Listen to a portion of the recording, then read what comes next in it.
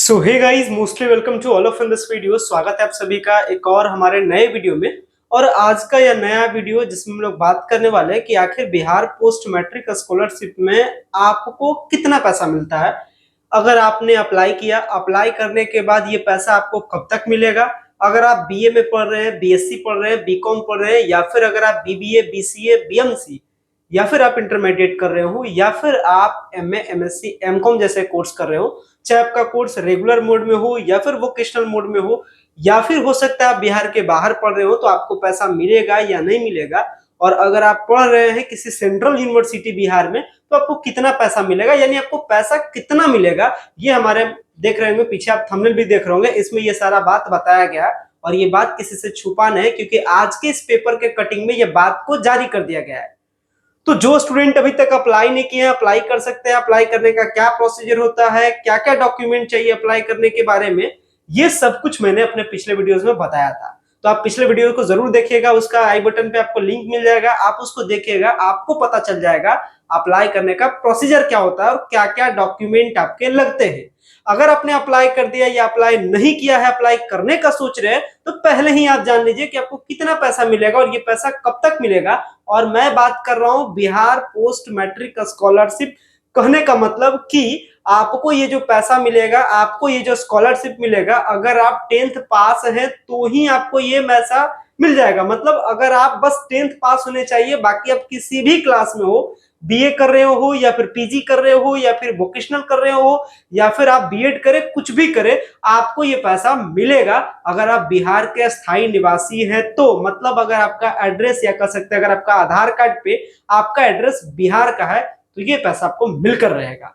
Procedure है simple सा, आप अप्लाई कीजिए। अप्लाई करने के बाद सब कुछ आपको, जो प्रोसेस है वो ऑनलाइन प्रोसेस है, कहीं भी आपको परेशान होने की जरूरत नहीं है। पैसा आपके डायरेक्ट अकाउंट में आता है, और वो जो पैसा आता है वो डीबीटी के माध्यम से आता है, यानी डायरेक्ट बेनिफिट ट्रांसफर के माध्यम से आपके अकाउंट में जमा कर दिया जाता है। कुछ इंपॉर्टेंट बात है जिसको आपको ध्यान रखना है। बात क्या ध्यान रखना है कि जिस अकाउंट की आपको जरूरत है, जो आप ऑनलाइन अप्लाई करने के टाइम में अकाउंट देते हैं, वो अकाउंट आपके नाम का होना चाहिए। यानी जो अभ्यर्थी अप्लाई करने वाले हैं उनके नाम पे ही क्या होना चाहिए, अकाउंट होना चाहिए। तब जाकर के डीबीटी के माध्यम से आपके अकाउंट में पैसा जमा होता है। तो ये सारे इन्फॉर्मेशन के बारे में बात करेंगे। यही हमारा थंबनेल है जिसमें बताया जा रहा है कि बिहार पोस्ट मैट्रिक स्कॉलरशिप 2023 में कितना रुपया मिलेगा। इस बार का आ गया लिस्ट, और लिस्ट हमारे पीछे है। इस लिस्ट में बताया गया है कि किसको कितना पैसा मिलने वाला है। तो चलिए डिटेल में बात करते हैं कि पैसा किसको कितना मिलेगा। सो गाइस, अगर चैनल पे पहली बार विजिट किए हो, चैनल को जरूर सब्सक्राइब कीजिएगा ताकि प्रॉपर अपडेट आपको मिल सके। और अगर आपको वीडियो पसंद आता है, वीडियो को लाइक कीजिएगा, अपने दोस्तों के बीच में शेयर कीजिएगा, ताकि सबको पता चल सके, और जो स्टूडेंट अभी तक अप्लाई नहीं किए वो भी एटलीस्ट अप्लाई कर सके। तो चलिए डिटेल में बात करते हैं। अभी देख सकते हैं ये पेपर का कटिंग था। इस पेपर के कटिंग को मैं आपको डिटेल में दिखाता हूं कि क्या लिखा गया है इस पेपर के कटिंग में। सो देख सकते हैं ये रहा डिटेल वाला पेपर का कटिंग, जिस पेपर के कटिंग में ये सारी बातें बताई गई है कि आखिर स्कॉलरशिप का, मतलब पोस्ट मैट्रिक स्कॉलरशिप में पैसा कितना मिलेगा। तो स्टार्ट करते हैं एक एक करके। सबसे पहले कुछ टर्म्स एंड कंडीशंस है। टर्म्स एंड कंडीशन आपको जानना चाहिए। पहला टर्म कंडीशन क्या है? पहला है कि ये कौन सा स्कॉलरशिप है, तो ये अपना कहलाता है मुख्यमंत्री पिछड़ा वर्ग एवं अत्यंत पिछड़ा वर्ग प्रवेशिकोत्तर छात्रवृत्ति योजना। अब ये होता क्या है पहले समझ लीजिए, तब आपको चीजें समझ में आएगी। देखिए, ये जो स्कॉलरशिप है, बेसिकली ये स्कॉलरशिप पहली बात ये मिलता है पिछड़ा वर्ग को, यानी BC2 को मिलता है। साथ में मिलता है अत्यंत पिछड़ा वर्ग यानी EBC को। यानी ये जो स्कॉलरशिप है ये मिलता है किसको? BC1 और BC2 स्टूडेंट को। तो अगर आप जनरल वाले होंगे तब फिर आप इस स्कॉलरशिप का फायदा नहीं ले सकते।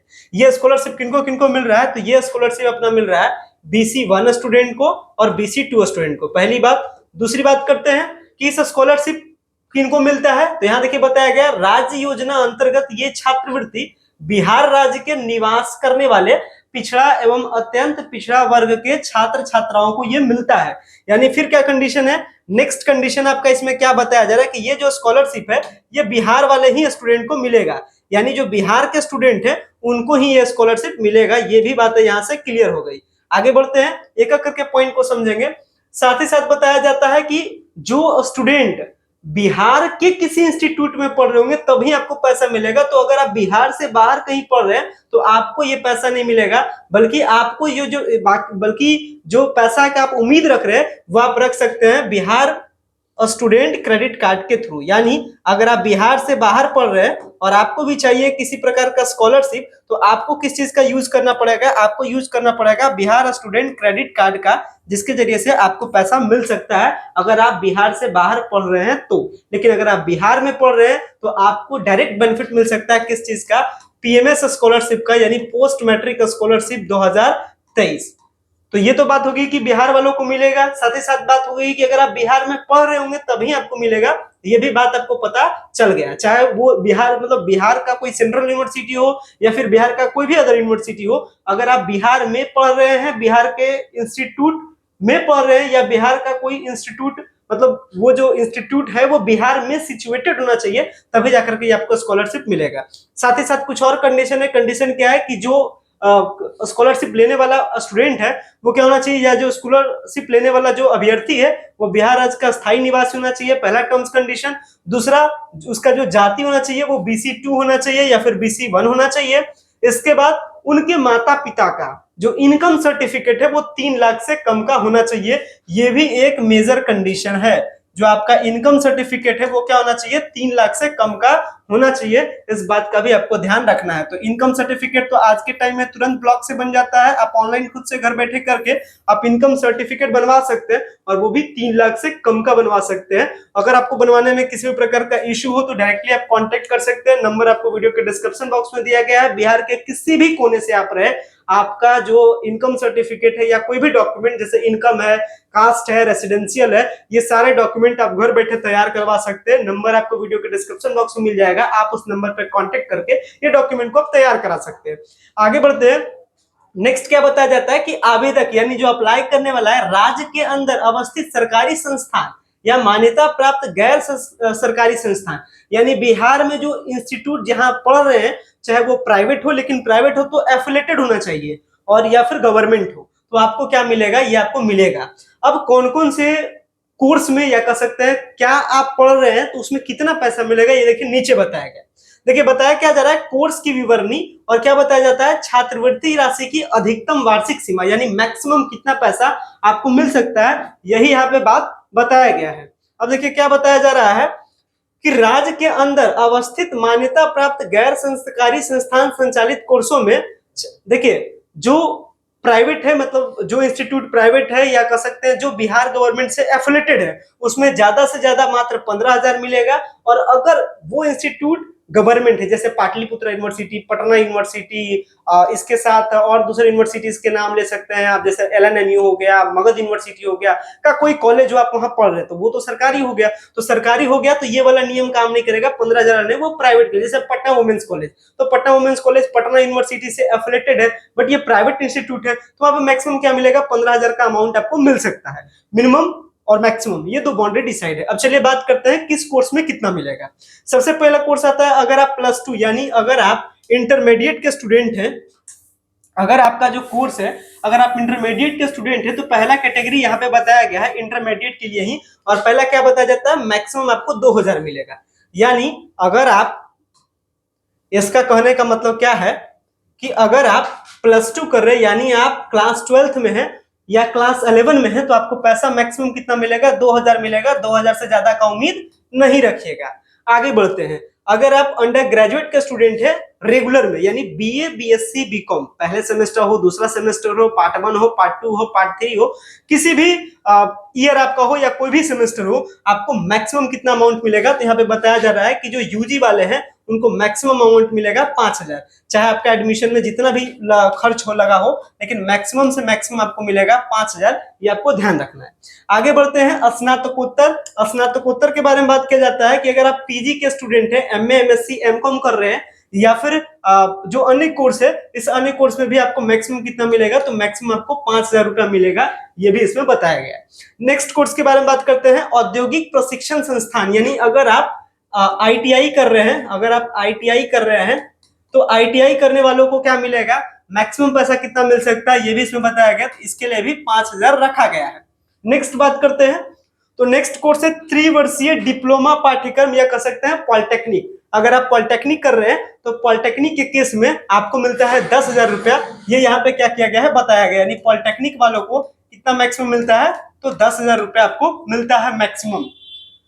आगे देखिए बताया गया है वोकेशनल कोर्स वालों की, बहुत इंपॉर्टेंट है, व्यवसायिक मतलब बीबीए, बिजनेस एडमिनिस्ट्रेशन कर रहे हैं, बीबीए कर रहे हैं, एमबीए कर रहे हैं, या फिर आप हो सकता है बीसीए कर रहे हो, एमसीए कर रहे हो, यानी कोई भी वोकेशनल कोर्स हो, अगर आप वोकेशनल कोर्स कर रहे हैं तो मैक्सिमम आपको 15,000 का अमाउंट आपको क्या होता है, मिलता है, यानी ये वोकेशनल कोर्स के लिए। अगर वोकेशनल कोर्स के बारे में बात करें तो इसका फायदा किनको मिलेगा, एमबीए करने वालों को, इसका फायदा किसको मिलेगा, बीबीए करने वालों को, इसका फायदा किनको मिलेगा, तो बीसीए करने वालों को, या फिर बायोटेक्नोलॉजी, ये जो भी कोर्स है, जितने भी कोर्स वोकेशनल के अंडर में आते हैं उनको कितना रुपए का फायदा मिलेगा, तो 15,000 का फायदा मिलेगा। आगे बात करते क्या है, राज्य के अंदर अवस्थित केंद्रीय सरकारी संस्थान जहां स्टेट एक्ट के तहत या नेशनल यूनिवर्सिटी हो, मतलब जो बिहार सरकार का यूनिवर्सिटी नहीं है, मतलब सेंट्रल यूनिवर्सिटी है, और वो क्या है, अगर वो बिहार में है, जैसे महात्मा गांधी सेंट्रल यूनिवर्सिटी, जैसे अपना सेंट्रल यूनिवर्सिटी बोध गया, ये सारे यूनिवर्सिटी सेंट्रल पैनल के हैं, सेंट्रल के यूनिवर्सिटी, लेकिन चल रहे हैं बिहार में, और वहां बिहार के अगर आप स्टूडेंट है और अगर आप उस यूनिवर्सिटी में पढ़ रहे हैं तो आपको कितना पैसा मिलेगा, ये साइड में बताया गया है। जैसे कुछ लिस्ट किया गया है, जैसे एग्जांपल समझ सकते हैं, भारतीय प्रबंधन संस्थान बोध गया अगर आप पढ़ रहे हैं तो मैक्सिमम आपको मिलेगा 75,000 रुपीज। आगे बढ़ते हैं, तो अगर आप चंद्रगुप्त प्रबंधन संस्थान या ललित नारायण मिश्रा आर्थिक विकास एवं सामाजिक परिवर्तन संस्थान आदि इस समय पढ़ रहे हैं तो आपको मैक्सिमम कितना मिल सकता है, तो यहाँ पे बताया गया कि 4 लाख आपको मिल सकता है। अगर आप आईआईटी पटना, यानी अगर आप आईआईटी पटना या एनआईटी पटना के स्टूडेंट हैं तो आपको वार्षिक यानी पर ईयर क्या मिल सकता है, आपको 2 लाख का मिलेगा आईआईटी में। और एनआईटी अगर आप कर रहे हैं, एनआईटी पटना में अगर आप पढ़ रहे हैं तो आपको मिलता है कितना, 1,25,000। देख सकते हैं अमाउंट कितना ह्यूज अमाउंट है, अमाउंट कितना बड़ा है। तो ये डिपेंड करता है कि आपके खर्च कितना लगाओ। जैसे नॉर्मली बिहार में ग्रेजुएशन करने के टाइम में आपको एडमिशन में मैक्सिमम वही 5 से 6 या 10,000 के आसपास में आपको पैसा लगता है, तो 5,000 आपके लिए काफी है। गवर्नमेंट ने सोचा है सेम तरीके से एनआईटी और आईआईटी में एडमिशन का चार्ज जहां ज्यादा होता है उसके अकॉर्डिंग वो, या फिर जरूरतें के हिसाब से यहाँ पे मिली है। आगे बढ़ते हैं, अगर आप एनआईएफटी या एम्स या केंद्रीय कृषि संस्थान इत्यादि में पढ़ते हैं तो जो आपको अमाउंट मिलता है वो आपको 1 लाख का अमाउंट मिलता है। अगर आप स्टेट एक्ट के तहत कोई नेशनल लॉ यूनिवर्सिटी, यानी अगर आप लॉ के स्टूडेंट हैं और नेशनल लॉ यूनिवर्सिटी में पढ़ रहे हैं तो आपको 1,25,000 रुपीज की आपको राशि क्या होती है, मिलती है। लास्ट डेट के बारे में बात करें तो लास्ट डेट एकदम से हाईलाइट करके लास्ट डेट बताया गया। लास्ट डेट क्या है, 31/12 है इस योजना का फायदा लेने के लिए। तो अगर आप डिसाइडेड हो, अगर आपको इस योजना का फायदा लेना है तो आप अप्लाई कर सकते हैं। लास्ट डेट 31/12 तक है। पैसा जाता है किसके माध्यम से, यहाँ देखिए बताया जा रहा है, पैसा जाता है डीबीटी के माध्यम से, यानी डायरेक्ट बेनिफिट ट्रांसफर। और इस स्कॉलरशिप को लेने के लिए अगर मैं शॉर्ट में बताऊं कौन कौन से डॉक्यूमेंट की जरूरत है, तो सबसे मेजर डॉक्यूमेंट है कि जो स्टूडेंट अप्लाई करेगा उसका एक अकाउंट चाहिए, उसके नाम पर उसका रेसिडेंशियल यानी आवासीय प्रमाण पत्र, उसका कास्ट सर्टिफिकेट यानी जाति प्रमाण पत्र, उसका इनकम सर्टिफिकेट उसके फैमिली का जिसमें 3 लाख से कम का हो तो ये हो गया इनकम सर्टिफिकेट, जहां पढ़ रहा है वहां से बोनाफाइड सर्टिफिकेट, फी स्ट्रक्चर, आधार कार्ड, फोटो, सिग्नेचर, ये इत्यादि सारे डॉक्यूमेंट की आपको जरूरत है, जिस डॉक्यूमेंट के तहत क्या करते हैं आप इस स्कॉलरशिप का फायदा लेते हैं। तो देर न करें, इस स्कॉलरशिप का फायदा ले, और इस स्कॉलरशिप का फायदा लेने के साथ साथ हमारे चैनल को सब्सक्राइब करें ताकि इस तरीके का अपडेट आपको प्रॉपर मिलता रहे। और अगर आपको वीडियो पसंद आए तो वीडियो को लाइक कीजिएगा, दोस्तों के बीच में शेयर कीजिएगा ताकि सबको ये बातों के बारे में पता चल सके। वीडियो देखने के लिए बेहद ही धन्यवाद। Thanks a lot for watching this very important video. Thank you.